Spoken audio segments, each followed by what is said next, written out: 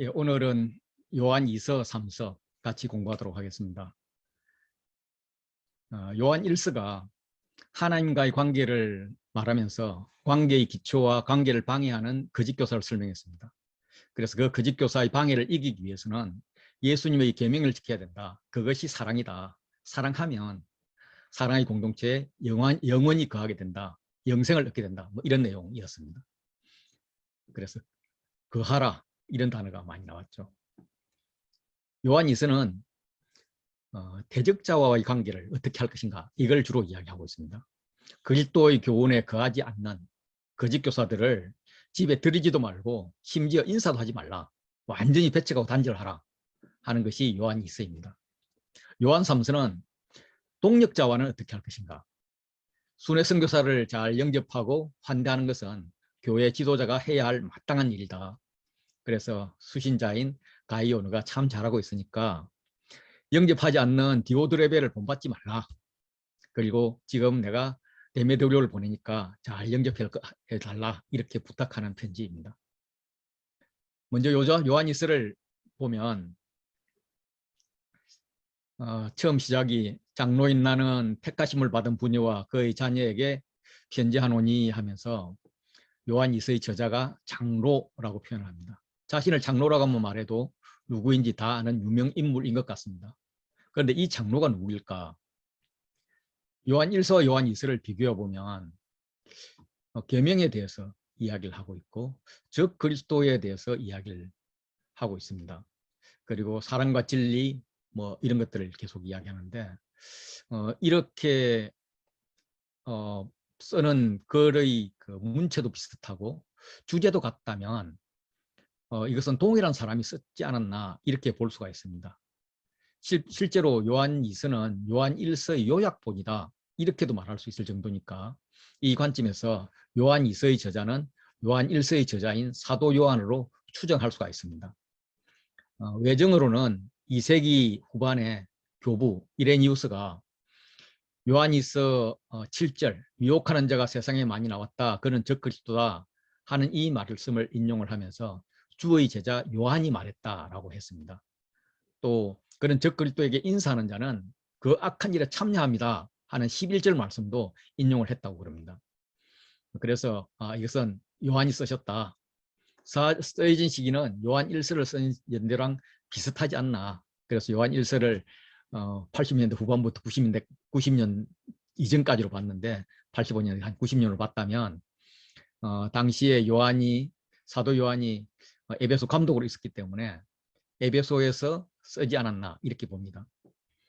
그 당시에는 사도들은 이제 요한 외에는 대부분 다 죽었죠. 그래서 교회를 가르칠 지도자들이 절대적으로 부족했던 것 같습니다. 그리스도의 성육신을 부인하는 초기 영주주의자들이 지도자가 없는 교회로 침투해서 성도들을 미혹했던 것 같습니다. 또 저자가 자신과 수신인의 신분을 지금 말하지 않고 있습니다. 숨기고 있습니다. 그래서 이 수신인을 부녀와 그의 자녀라고 편지를 보내야 할 만큼 교회의 상황이 좋지 않다, 박해가 심하다 이렇게도 볼 수 있는데 정확한 상황은 우리가 알 수 없습니다. 요한 2서는 짧지만 당시 로마의 편지 구조를 가지고 있습니다. 단지 감사기도와 축도가 없습니다. 그리고 교차대구 구조로 볼 수가 있어요. 편지의 시작 이제 인사는 택하심을 받은 부녀에게 합니다. 그리고 문안도 택하심을 받은 내 자매가 문안을 전전을 합니다. 택하심을 가지고 이렇게 대꾸를 하고 있습니다. 안으로 들어가면 기쁨이 표현됩니다. 기쁘도다. 기쁨을 충만하게 하라. 현재 편지를 받는 교회의 성도들 중에서 진리를 행하는 자가 있어서 사도 요한이 기쁘다 하는 것입니다. 그래서 지금은 편지를 쓰고 있지만 언제는 만나서 교제를 하고 싶은데 그래서 너희에게 기쁨을 충만하게 하고 싶다 하면서 현재의 기쁨과 미래의 기쁨을 이야기합니다. 안으로 들어가면 계명입니다. 사랑하라. 하나님 주신 계명은 서로 사랑이다. 그렇지만 주 예수 그리스도의 교훈 안에 거하지 않는 자들을 사랑해서는 안 된다. 그들은 집에 들이지도 말고 인사조차도 하지 말라. 그들이 누구냐? 그들이 미혹하는 자라는 거예요. 미혹하는 자. 그들은 그리스도의 교훈에 거하지 않는 자입니다. 예수 그리스도께서 육체로 오신 것을 부인하는 자입니다. 즉 그리스도이죠. 그들은 하나님을 모시지 않는 자입니다. 그래서 너희는 신중하게 사랑할 자와 배척할 자를 잘 구분하라, 구별하라, 분별하라. 그래서 요한 사도의 그 공동체가 일한 것, 다시 말해서 구원을 잃지 말고 온전한 상을 받으라 하면서 이 온전한 상을 강조하고 있습니다. 본문으로 들어가면 장로인 나는 하는데 발신자 장로에게는 특별한 정보가 없습니다. 장로를 사용하는 것은 개인적인 관계가 아닌 사회적인 관계 속에서 존경을 받는 연장자 혹은 교회 지도자, 이런 관점에서 편지를 하는 겁니다. 초대교회에서 장로들의 역할은 베드로전서에 의하면 양무리의 본이 되는 거고, 사도행전에 의하면 감독자, 교회를 보살피는 자입니다.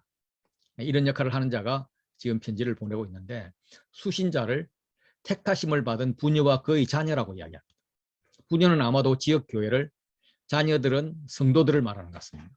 그래서 장로와는 가족 같은 공동체로 친밀한 관계이다. 이걸 말은 안 했지만 그냥 우리가 읽으면 그냥 교회가 가족이구나, 이런 걸 알 수가 있습니다. 그들은 참으로 사랑하는 자, 장로뿐만 아니라 진리를 아는 모든 자가 사랑하는 자입니다. 이렇게 발신자보다 수신자에 대한 설명이 더 많습니다. 그만큼 수신자에 대한 관심이 많다는 이야기입니다. 여기서 참으로 사랑하는 자, 이것은 참으로보다는 진리 안에서 사랑하는 자로 번역하는 것이 원어상 더 맞는 것 같습니다. 영어 성경도 in the truth로 이렇게 나타내고 있죠. 그래서 참으로가 아니라 진리 안에서, 이렇게 해석을 한다면 이 진리로가 계속 반복되고 있습니다. 그래서 진리 안에서 사랑하는 자요, 진리를 아는 모든 자도 권리하는 것을 진리, 계명대로 진리를 행하는 자, 이렇게 진리를 이야기하면서 장로뿐만 아니라 진리를 아는 모든 자도 너희를 사랑해 라고 이야기합니다. 요한서신에서 진리라는 것은 예수 그리스도에 대한 바른 지식을 의미합니다. 예수가 구약에서 약속한 메시아라는 것이죠. 진리와 사랑은 교회 공동체가 실천해야 할 두 가지 중요한 주제입니다. 서로 긴밀하게 연결되어 있죠. 사랑의 행위는 진리에 근거하고 진리는 사랑으로 온전하게 됩니다. 장로가 진리를 아는 모든 자를 사랑하는 이유는 우리 안에 거하는 영원히 우리와 함께할 진리이신 예수님 때문입니다. 그래서 우리가 반복되고 있습니다. 우리. 처음부터 우리가 가진 것이다. 이렇게 우리 공동체를 강조하고 있는 거죠. 이것은 우리란 집단이 있고 공동체가 있고 또 다른 집단이 있는 거예요. 그 다른 집단과 분리하고자 하는 것입니다. 3절에는 은혜와 긍휼과 평강이 있을 거다 하면서 인사를 합니다. 은혜는 도저히 받을 수 있는 자격이 안 되는데, 자격이 없는데 그 자를 구원한 것, 그게 은혜입니다. 자격이 없는 자를 구원한 것이 은혜이고요. 긍휼은 마땅히 받아야 할 심판을 받지 않는 것이 긍휼입니다. 평강은 은혜의 다른 히브리적 표현이죠. 이 은혜와 긍휼과 평강이 인사말로 나오는 편지는 디모데전서, 디모데후서입니다. 심약한 디모데에게 보낸 편지인데, 이 분유로 표현되는 교회의 지도자도 디모데만큼이나 심약했던 것 같습니다. 이 3절에는 신약 편지 중에서 여기만 나오는 세 가지 독특한 점이 있습니다. 첫째는 은혜와 긍휼과 평강이 어디로부터 오느냐 하면 하나님 아버지와 아버지의 아들 예수 그리스도께부터 나오는데, 공통적으로 하나님도 아버지, 아들 예수도 아버지의 아들, 이렇게 아버지를 표현하고 있습니다. 아버지가 은혜와 긍휼과 평강의 근원임을 지금 강조하고 있는 것 같습니다. 두 번째는 진리와 사랑 가운데입니다. 요한서신에서 진리는 예수에 대한 바른 지식을 의미한다고 말씀드렸고, 예수가 구약에서 약속한 메시아라고 말씀드렸습니다. 그는 하늘로부터 오셨고 다시 하늘로 올라가시며 이렇게 하늘 길을 내신 분입니다. 그래서 그분 안에 있으면, 그분 안에 생하면 우리는 하나님 나라에 있다는 그런 믿음인 거죠. 그래서 진리는 하나님과의 관계 안에 들어가게 하는 예수 그리스도에 대한 복음 내용입니다. 사랑은 진리를 얻은 후에 하나님과의 관계 안에서 살아가야 할 모습인 거죠. 그래서 이후 5절과 6절에서는 사랑에 대해서, 7절부터 11절에 대해서는 진리에 대해서 설명하고 있습니다. 세 번째는 우리와 함께 있으리라. 그 은혜와 긍휼과 평강이 우리로 표현되는 공동체 가운데 있다는 말인데, 이거는 어떻게 보면 이제 축복하는 것이거든요. 축복하는 것이라면 너희와 함께 있으리라 이렇게 고치는 게 더 적합합니다. 이렇게 너희라고 쓸 수 있음에도 불구하고 우리라는 단어를 사용하는 것은 저자와 독자가 한 편이다. 이 편지를 받는 그룹만이 진리에 속한 것이다. 이렇게 이야기한 것입니다. 그래서 진리로 인한 구원이 편지를 쓰는 장로가 과거에 전한 것이다. 그래서 너랑 나랑 한 편이다. 이걸 강조하고 있는 것 같습니다. 장로는 성도들이 하나님께로부터 받은 계명대로 진리를 행하는, 사랑을 행하는 것에 대해서 내가 심히 기뻐한다 라고 이야기를 합니다. 5절에 부녀여, 장로는 존칭어를 사용하면서 교회에게 구합니다. 구하는 내용은 서로 사랑하자. 이것은 새 계명이라기보다는 처음부터, 태초부터 우리가 받은 계명이다. 그 태초부터 받은 계명은 레위기 19장 18절에 나오는 내 이웃 사랑하기를 내 자신과 같이 사랑하라 하는 말씀입니다. 예수님께서도 구약의 계명을 두 개로 줄여서 말씀을 하실 때에 첫째가 하나님 사랑이고 두 번째도 내 이웃을 내 자신과 같이 사랑하라 하면서 이 레위기 말씀을 그대로 인용을 하셨습니다. 이 하나님 사랑과 이웃 사랑이 율법과 선지자의 강령이라고 말씀하셨습니다. 그래서 장로인 요한도 요한 1세에서 그 계명이 뭐냐? 계명은 예수 그리스도 이름을 믿는 것이고 그가 우리에게 주신 계명대로 서로 사랑하는 것이다 라고 말씀하셨습니다. 사랑이라는 것은 주의 계명대로 행하는 것이죠. 그래서 계명은 복잡한 것이 아니고 그냥 사랑 가운데서 행하면 되는 것입니다.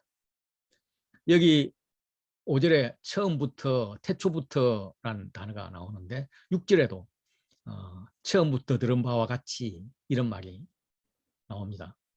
이거는 거짓 교사들이 자신들만이 아는 새로운 진리, 막 비밀스러운 진리, 아무나 알 수 없는 그런 특권적 진리가 있다. 그렇게 미혹을 했지만 그렇게 중간에 거짓 교사들이 끼어드는 이것은 원래 가르침이 아니다. 우리의 계명은 처음부터 있었던 것이다. 단지 질적으로 발전했을 뿐이다. 그러니까 독자는 이미 사랑의 계명을 알고 있으니 그것을 삶으로 살아가라. 구약시대의 사랑보다 더 깊은, 더 친밀한 그런 사랑의 삶을 살아라. 이런 말이 되는 거죠. 7절은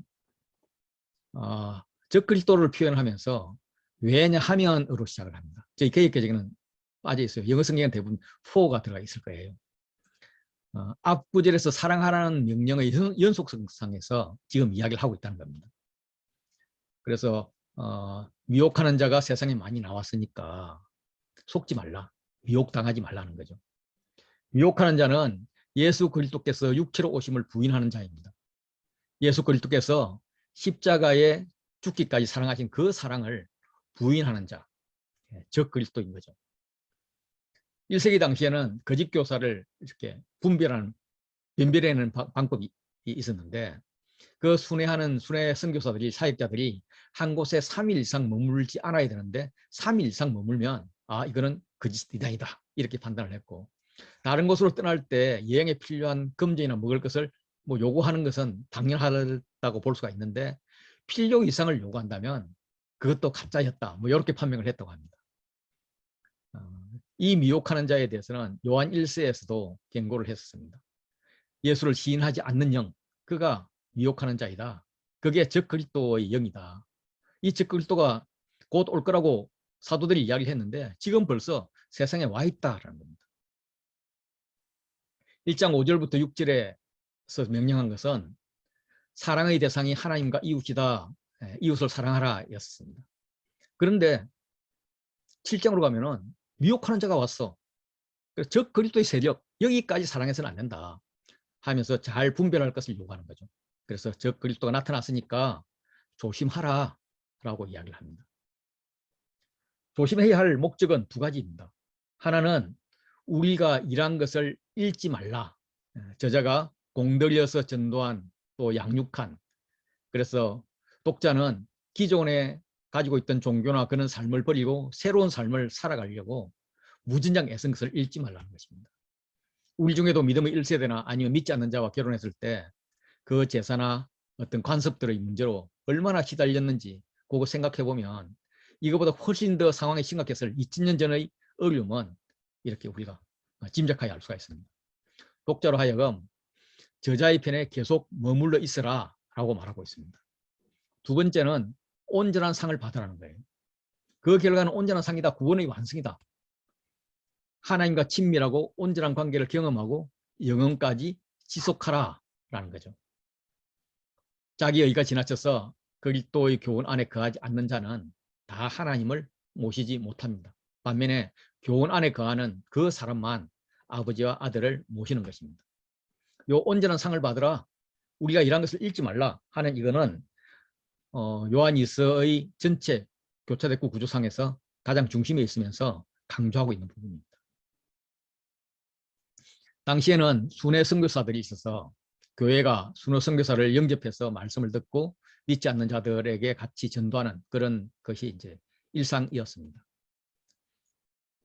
그리스도의 인성을 부정하는 영지주의자들도 이런 문화를 사용해서 교회나 지도자의 집으로 들어왔습니다.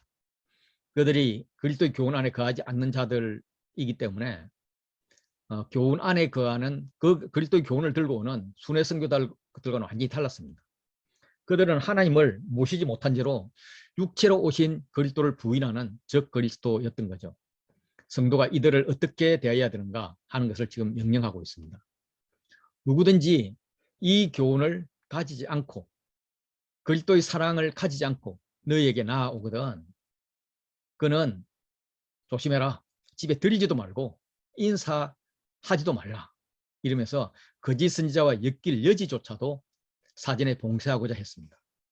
실제로 초대교회에서 교회를 떠난 거짓 선지자들에게 필요한 것을 공급해주는, 인증상 공급해줄 수도 있잖아요. 이런 자들은 동조자로 간주해서 교회에서 축출했다고도 이야기를 하고 있습니다. 끝으로 너희에게 쓸 것이 참 많지만 이만 줄인다. 조만간 너희에게 가서 서로 얼굴을 보면서 말할 것이다. 라고 이제 끝을 맺습니다. 종이와 먹 그리고 대면, 이게 대치됩니다. 종이와 먹은 당시의 필기도구이고요. 대면은 얼굴과 얼굴을 맞댄다. 이게 이제 우리 번역의 의미인데 실제 원문은 입과 입을 맞대는 것입니다. 그래서 서로 말하고 싶은 그런 마음을 지금 표현하고 있습니다. 이제 너희는 기쁨을, 이게 왜냐하면 너희의 기쁨을 충만하게 하려 합니다. 저자는 1장 4절에서 진리를 행하는 자를 보고 심히 기쁘다 라고 이야기를 했는데 이제는 독자들이 적 그리스도를 받아들이지 않음으로써 믿음을 유지해서 사도 요한과 서로 만날 수 있는 그런 관계가 되어 있는 그 상태, 그래서 서로 교제하는 것을 기뻐하는 그런 날이 올 것을 지금 기대하고 있습니다. 끝으로 택하심을 받은 내 자매의 자녀들, 우리 동네에 있는 여러 교회의 성도들이 택하심을 받은 너희에게 문안한다로 끝을 맺는 것이 요한 2서입니다.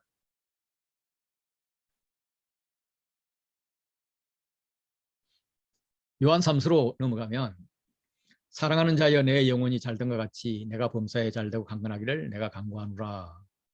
이렇게 우리가 축복성으로 많이 부르죠. 이 가사가 요한 3서의 인사말입니다.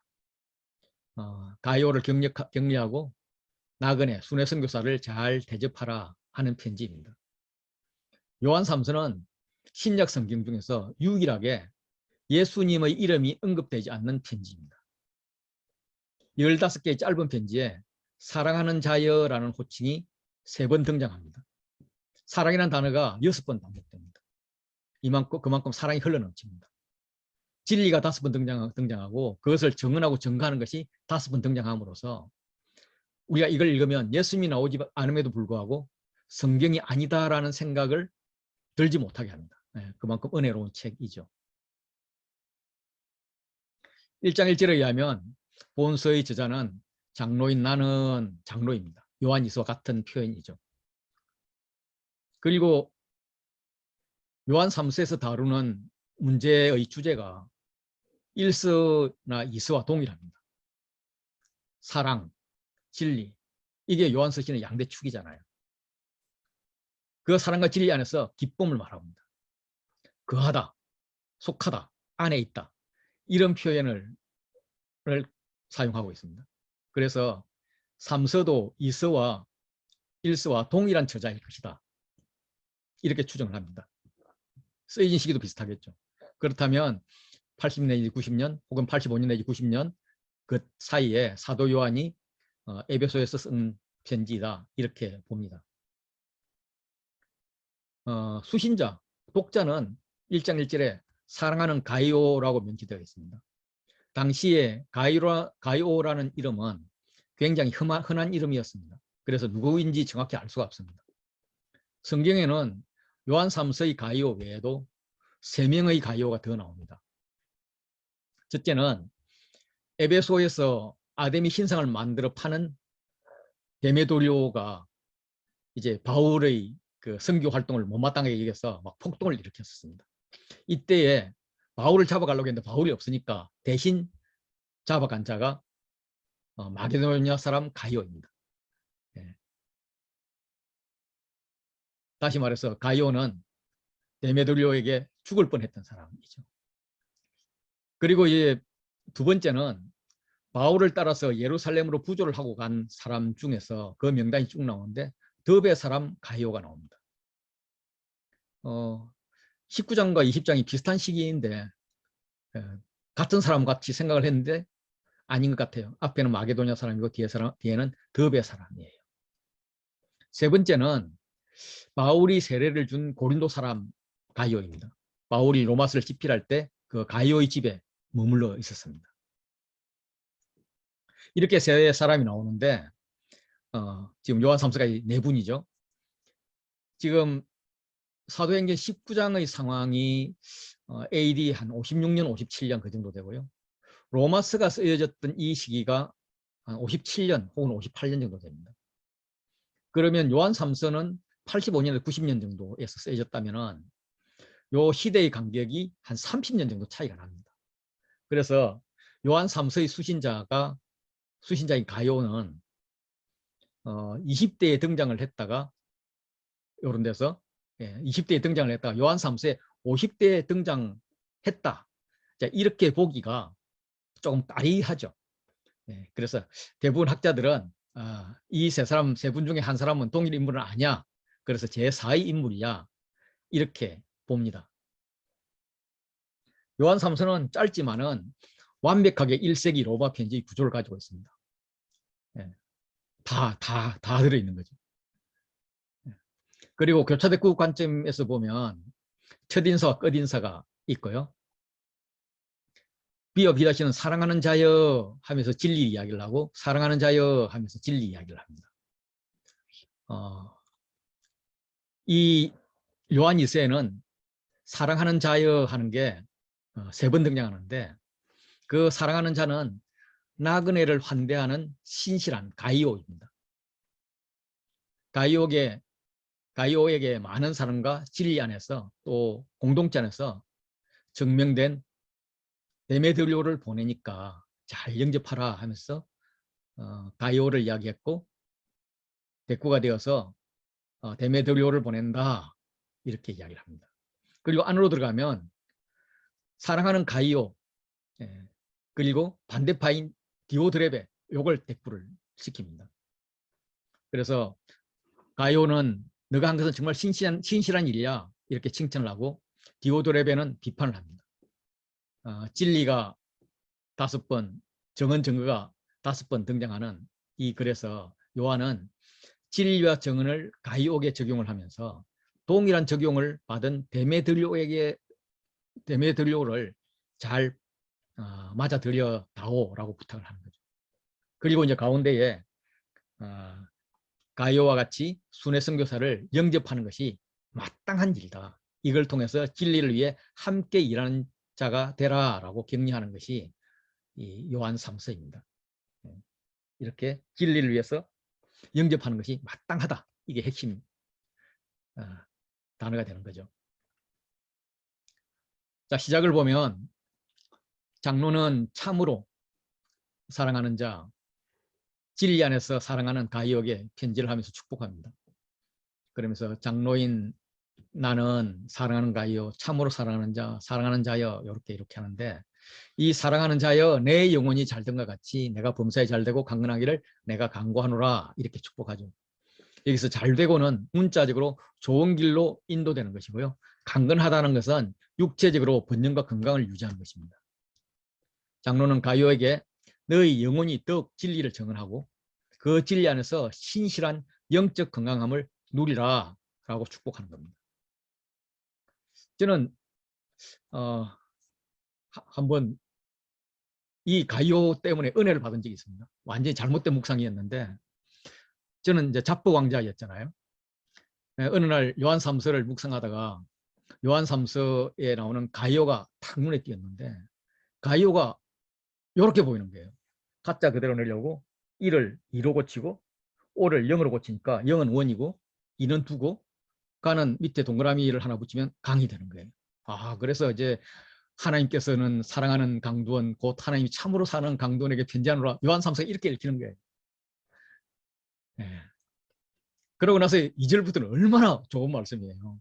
예, 사랑하는 자여 내 영혼이 뭐 그냥 정말 그날 아침은 기뻤습니다. 정말 가슴 뛰었고요. 예, 참 행복하면서 이렇게 콧노래를 부르면서 거실로 나오는데 아내가 여보 바쁠 때는 이렇게 밥상 기다리지만 말고 좀 도와주면 안 돼 그러는 거예요. 아니 언제는 아침에 묵상 안 하면 뭐 밥도 안 준다더니 묵상하는 게 소원이라더니 내가 자기 소원 들어주는데 지금 아침에부터 그러고 있어. 그렇다고 내가 이 삼삼한 기분을 깨버릴 수가 없어가지고 계속 콘도를 불렀다가 분위기가 아주 싸해졌습니다. 그래서 물론 이제 제가 잘 이제 훈련되어 있기 때문에 말싸움은 피해갔지만은 그 묵상했을 때 그 느낌은 이제 싹 사라져 버렸죠. 그때 사탄이 들려오는 목소리, 사탄인 나는 웃기는 강도원, 참으로 웃기는 자에게 편지하노니 뭐 이렇게 읽혀졌습니다. 가이오는 가이오고 강도는 강도이지 너는 묵상을 하면 뭐하냐, 인격이 변하지 않는데 이런 메시지를 들었던 기억이 납니다. 예. 성경 말씀을 기반으로 하지 못했던 당시 저는 이렇게 묵상을 하면서 수시로 흔들렸죠. 물론 지금도 뭐 흔들릴 때가 있지만 그런데 감사하게도 2003년부터 기납적 성경이 우리가 지금 하고 있는 이걸 알게 되었고 그래서 하나님의 말씀을 어떻게 알아가야 하는지도 배웠습니다. 그래서 이 기납적 접근으로 묵상을 하면서부터 묵상과 적용이 달라지고 내 삶도 많이 달라졌다고 생각을 합니다. 물론 뭐 잘 안 되는 게 있지만 그 역시도 계속 마음에 머금고 있으면 또 그것을 다음에 또 비슷한 묵상을 하게 되고 그러다 보면 내가 괜찮구나 이런 사람으로 변화 있다. 뭐 우리 가족들이 인정할지 모르지만 저는 이렇게 잡아가고 있습니다. 요한 3서는 저한테 굉장히 의미 있는 책 중에 하나입니다. 참으로 사랑하는 자, 이것은 요한 2서에서도 표현을 했지만 진리 안에서 사랑하는 자입니다. 그래서 자녀된 가이오로 인해서 그런 기뻐하는데 내가 진리 안에서 사랑하는 자, 진리 안에서 이렇게 진리 안에서를 강조했습니다. 이것을 형제들도 증거를 한다는 거예요. 그 형제는 장로가 보냈던 순회 선교자인데 가이오 교회를 방문 후에 돌아와서 보고한 자입니다. 그 형제들이 파송했던 교회로 돌아와서 가이오 안에 있는 진리를 증언했습니다. 그 진리 안에 행하는 가이오는 진리 안에서 행하는 사람이다. 그렇게 이제 가이오의 사랑을 증언했죠. 그래서 장로가 아주 기뻐했는데 장로는 자녀들이 진리 안에서 행한다는 말을 듣는 것보다 더 기쁜 일이 없다라고 했습니다. 굉장히 좋은 진리죠. 진리가 뭘까? 한 번 더 생각을 해봤어요. 물론 이제 이 책에서는 육체로 오신 예수가 하나님의 아들이며 그리스도라는 것입니다. 그런데 우리가 생각하는 진리는 내가 생각하는 참, 옳은 것, 이런 것이죠. 그런데 이런 진리를 주장하다 보면 공동체에서 실컷 좋은 일 다 하고 뭐 수시로 밥도 사고 공들여 막 설득하고 일대게 하고 막 박수 받고 웃고 즐기고 이렇게 다 좋아 보이는데 어느 날 나를 딱 보면 다른 사람들이 저 재수 없는 사람, 저 고집쟁이 이렇게 부르는 것을 발견하게 됩니다. 왜냐하면 나의 진리가 진리가 아니었기 때문입니다. 그래서 내가 옳다고 생각하는 진리와 공동체 연합이 부딪힌다면 나의 진리는 과연 예수 그리스도인가? 아니면 나의 생각인가? 이걸 점검해 봐야 됩니다. 진리라고 생각하는 나의 생각은 나의 의의일 경우가 대부분입니다. 예수 그리스도의 마음이 아닌 거죠. 예수 그리스도는 성도 연합, 서로 사랑을 이야기를 합니다. 그게 진리라고 이야기를 해요. 그런데 나는 진리는 내가 옳은 거야. 예. 너는 옳지 않기 때문에 너랑 나랑 싸워도 괜찮아. 이런 식으로 많이 발전을 합니다. 이게 성경을 배우는 자들이 굉장히 조심해야 될 부분입니다. 진리의 먼저는 연합이다. 서로 사랑이라는 거예요. 그래서 저는 여기서 나왔던 이 진리들을 이렇게 바꿔봤습니다. 내가 진리 안에서가 아니라 공동체 연합을 위해 행한다 하니 공동체 안에서 연합한다 함을 듣는 것보다 공동체를 위하여 함께 일하는 자가 되었으면 좋겠다. 이렇게 바꾸면 그 진리라는 단어가 꼭 사랑이랑 연결하지 않더라도 언제든지 생각나는 그런 단어가 될 것 같습니다. 그래서 우리는 진리 그러면 그 진리가 사랑 맞아? 아니면 싸움이야? 물론 대적들에게 싸움을 해야 되겠지만 이 분별이 굉장히 중요한데 대부분의 경우는 연합이 중요한 거죠. 5절부터 8절에는 태도, 이유가 AB로 이렇게 표현되고 있습니다. 가요가 형제 곧 나그네 된 자들에게 사랑을 베푸는 태도는 합당하다, 신실하다. 이제 신실하다는 것은 이제 피스티스, 여기는 피스톤으로 이제 나왔는데 이 믿음을 기반으로 한다는 것입니다. 그래서 누가 뭐라고 하든 너가 하나님께 합당하게 그들을 찬송하는 것은 참 좋은 일이다. 그 태도는 옳은 거야 라고 이야기를 하고 그 이유가 뭐냐면 합당하게 환대해야 할 이유는 그들이 주의 이름으로 나가서 이방인들에게 아무것도 받지 않고 선교에 헌신했기 때문이야. 그들은 다른 일, 돈 버는 일 하지 않아. 주의 이름을 위해서 헌신한 자들이야. 그들을 먹고 재우는 것은 너희가 해주는 게 옳지 않겠니? 이제 이런 이야기예요. 그래서 믿는 우리가 순회 선교자들 교회 차원에서 영접하는 것은 합당하다. 합당한 태도이다. 그래서 순회 선교자를 환대하는 것은 그리스 로마 사회에서 중요한 관습이었습니다. 환대는 그들의 안전을 지켜준 것입니다. 동시에 먹을 것과 사용할 물건을 제공하는 것입니다. 상을 차려주고 잔이 넘치도록 포도주를 채워주는 것입니다. 내 잔이 넘치나이다. 넘칠 만큼 모든 것을 풍족하게 채워준다. 이런 의미를 가지고 있는 것이 환대입니다. 그렇게 할 때 그렇게 해야 될 이유는 진리를 위해서 함께 일하는 자, 보내는 선교사로서 그 진리 일에 동력하게 된다는 것입니다. 이 나그네 대접은 디도서 1장 8절, 디모데전서 3장 2절에 장로의 조건으로 나옵니다.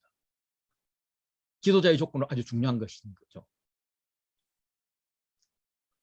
그 나그네를 대접하는 문화는 유목민 문화에서 아주 중요했습니다. 우리가 창세기 18장을 보면 아브라함이 천사를 맞이하는 것이 그 예인데 그 18장 2절을 보면 아브라함이 그들을 보자 장막문에서 달려나옵니다.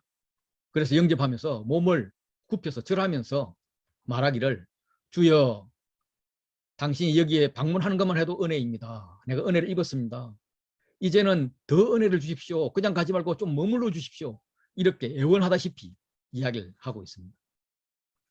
광야와 사막이 많은 곳에서 여행자 나그네는 뭔가 이런 대접이나 보호를 받지 못한다면 죽은 목숨이나 다름없기 때문에 이 지역에 사는 사람들은 손님 대접을 아주 귀중한 덕목으로 여기는 문화가 발달했습니다.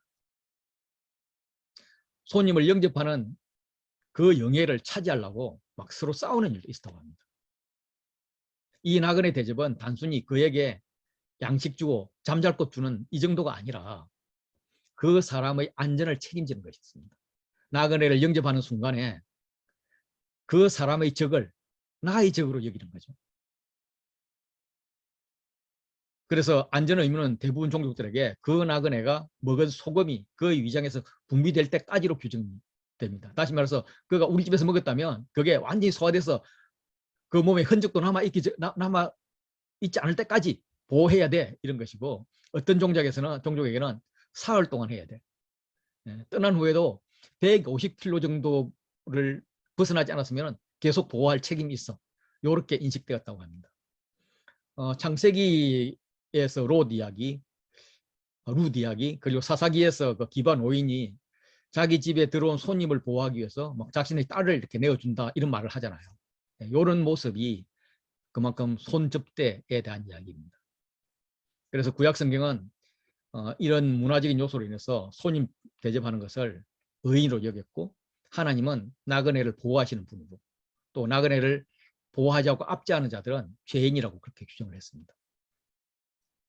두 번째로 볼 수 있는 것은 예수님이 하신 말씀이 예수님이 복음을 전하는 일꾼이 환대를 받고 삭을 받는 것은 마땅하다라고 마태복음에서도 말씀하셨고, 누가복음에서도 일꾼이 그 삭을 받는 것은 마땅하니라 하면서 이 집 저 집 옮겨다니지 말고 그 집에서 먹고 전도해, 뭐 이렇게 이야기를 합니다.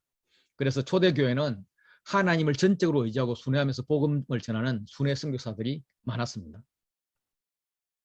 그래서 이들을 접대하는 것이 그리스도의 사랑을 나타내는 중요한 방법이었습니다.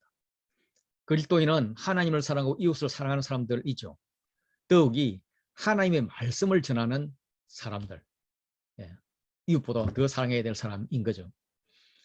그래서 구약의 율법은 이웃을 사랑하는 한 방법으로 나그네에 대한 호의를 나타내도록 반복적으로 이야기를 합니다. 왜냐하면 또 우리도 이 세상의 관점에서 보면, 그렇게 천국의 관점에서 보면 이 세상에서 나그네이기 때문입니다. 히브리 기자는 아브라함이 천사를 영접해가지고 아들도 얻게 되고 롯도 구하게 된 것을 이렇게 말합니다. 손님 대접하기를 잊지 말라. 이로써 부지 중에 천사들을 대접한 이들이 있느니라. 장로는 가이오가 속하지 않은 다른 교회들에게도 장로가 파송한 순회 선교사들을 영접하라고 편지를 보냈었습니다. 그런데 디오드레베가 맞아들이지 않았어요. 가이오의 태도와는 정반대였습니다. 그는 어뜸되기를 좋아하는 자들이었습니다. 그래서 장로에 대해서는 권위를 받아들이지 않고 비방했습니다. 오히려 악한 말로 비방했다는 거죠. 장로가 보낸 수련의 선교사들에 대해서는 맞아들이지 않았습니다. 교인들에 대해서는 순회 선교사를 맞아들이고자 하는 것을 금지했을 뿐만 아니라 맞아들이는 자들을 쫓아냈습니다. 아주 적극적으로 장로가 보낸 자들을 받아들이지 않았을 뿐만 아니라 각을 세워서 배척한 것이죠. 그래서 내가 가면 실제로 장로가 갈 수 있을지 없을지 모르지만 판결자로서 장로는 이 악한 일을 잊지 않고 처벌할 것이다 라고 말합니다. 그래서 디오드레베의 행위는 악한 일이다, 하나님을 뵙지 못하는 일이다 라고 규정을 딱 하는 거죠. 가이오, 너가 옳다라는 겁니다. 이제 마무리합니다. 사랑하는 가이오야, 너는 악한 것을 본받지 말고 선한 것을 본받아줘서 참 고맙다, 이런 표현을 쓰면서 데메드리오를 추천합니다. 아마도 요한 3서를 데메드리오가 가지고 간 것으로 보입니다. 요한 3서는 데메드리오에 대한 추천서 같습니다. 그때 세 분류의 증인을 이야기합니다. 무스 사람에게, 또 진리에게서도 증거를 받았다. 예수 그리스도로부터 증거를 받았다. 예수 그리스도의 공동체 안에서 인정을 받았다, 이런 말입니다. 우리 공동체도 증언한다. 너 우리 공동체 잘 알지 않냐? 우리가 참된 사람이란 거 알지 않냐? 이러면서 이를 잘 영접하라고 당부합니다. 끝인사는 요한 이서와 비슷합니다. 내게 쓸 것이 많지만 먹과 붓으로 쓰기를 원하지 않는다. 대면하여 말할 것이다. 그러면서 평강을 전합니다. 여러 친구도 너를 무난한다. 너도 안부 전해줘. 이렇게 마치죠. 이 편지를 받은 가이오가 에베소에서 아데미 신상을 만들어 파는 데메드리오가 주관했다는 그 폭동 때 잡혀가서 생명의 위협을 당했던 그 마게도냐 사람 가이오라고 가정을 하고 제가 묵상을 해본 적이 있습니다. 물론 가이오가 누구인지 우리는 정확히 알 수도 없고 동일한 사람일 가능성이 높지는 않죠. 그런데 아데미 사건의 두 주인공인 데메드리오와 가이오일 가능성이 또 없지도 않습니다. 뭐 30년 차이밖에 안 나기 때문에. 이 사건이 사도행전 19장 23절부터 41절에 나오는데 바울이 다음 전도 여행지를 로마로 삼고 마게도냐와 아가야를 거쳐서 예루살렘으로 가기로 결정을 했을 때쯤에 바울이 지난 그 도로 인해서 소동이 일어납니다. 예. 바울 보고 왜 빨리 안 떠나고 민기적거리는 거야, 뭐 이런 사인인 것 같습니다. 데메드리오라는 은장색이 등장을 합니다.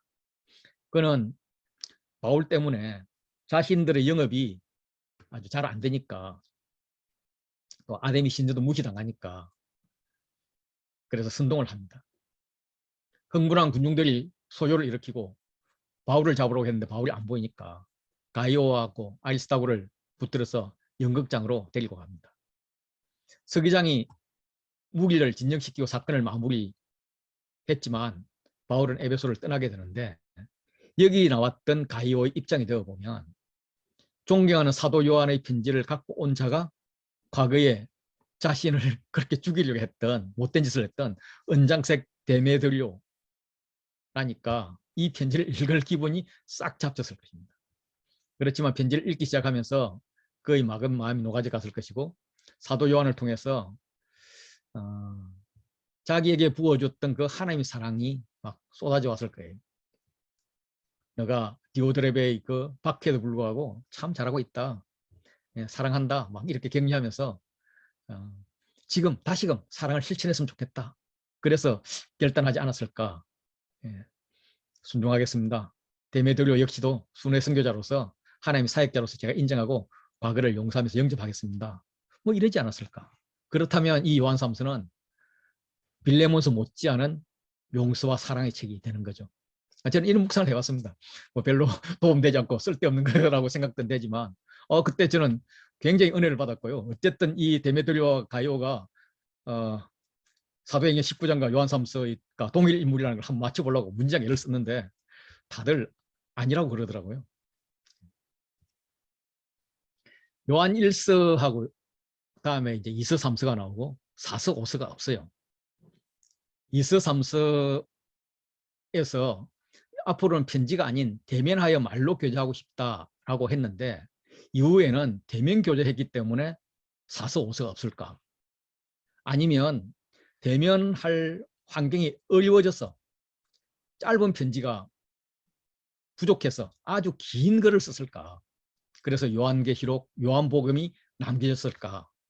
뭐 여러 가지 생각이 들었는데 뭐 그때 사도 요한의 연세를 생각해 보면 대면하여 만날 수가 없어서 글로 쓰여졌다. 이렇게 느껴지더라고요. 특별히 지금 코로나 시대가 막 끝나가는 시점이잖아요. 네. 코로나 시대 때는 어차피 우리가 줌을 했지만 우리는 그때 계속 했던 말이 줌이 아니라 대면하여 말하기를 바란다. 이렇게 이야기를 했었죠. 그리고 지금 대면할 수 있을 때 어떻게 해야 될까? 이런 것들을 이제 많이 고민을 하는 것 같습니다. 많은 사역자들이 대면으로 돌아가고 있음을 기뻐하고 있습니다. 저도 뭐 대면이 좋죠. 그런데 저는 줌으로 남아 있으려고 해요. 하나님께서 주신 새로운 길이 이 줌을 통해서 있을지도 모른다 이런 생각이 강력하게 들기 때문입니다. 비대면으로 하면은 기록이 남습니다. 강의안을 보여드리기 위해서 글을 쓰게 되고 또 이렇게 강의를 녹음하게 되고 이렇게 모이고 쌓이면 좋은 작품도 만들어낼 수 있겠다 이런 기대도 듭니다. 청년이나 믿지 않는 자들에게도 제시할 수 있는 그런 컨텐츠로 발전할 수도 있겠다 이런 기대가 되기 때문입니다. 베드로는 유대인의 사도로 남았고 바울은 이방인의 사도로 활동을 했듯이 저는 인터넷 사역자로 활동하면 어떨까 뭐 이런 생각이 많이 들더라고요. 그래서 작은 것이라도 예수님과 관련된 내 삶, 나의 생각, 내가 얻은 지식과 지혜를 기록하고 싶다. 이런 마음이 이 요한 2서3서를 읽으면서 요한 5서 짤막짤막한 게 많으면 좋을 텐데 없네. 네, 이런 생각을 하면서 했던 생각입니다.